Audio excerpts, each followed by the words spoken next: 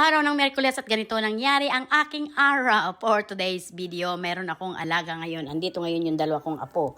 Yan. Nakikita niyo yung crib, nakadisplayan ngayon kasi naandyan yung maliit na batuta. So, pinaliguan ko na sila. Alam mo na, sayang din yun eh. Sayang din yun eh. Tinatanong naman ako kung gusto kong alagaan eh. Gusto ko rin naman. Alam niyo ba, kahit na hindi ako bayaran nito. Mahal na mahal ko itong mga bata na to. Parang ano ko na to. Parang sarili ko na ring apo. Kasi ano yan eh.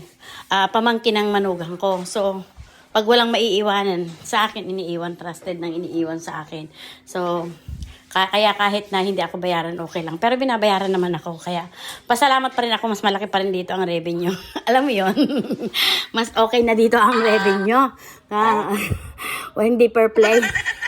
Per hour or per work. O diba? So ayan. Katatapos lang nilang pareho magkapatid na ligo. Pagkatapos silang maligo, pinakain ko na sila.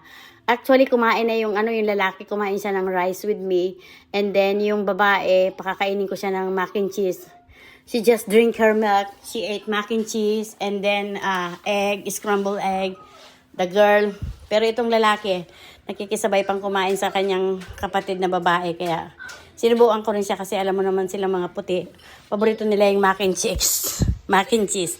So ayan, mac and cheese ang kinain nilang tanghalian. Tapos nakikain din sa akin ang kanin niyang big boy na yan.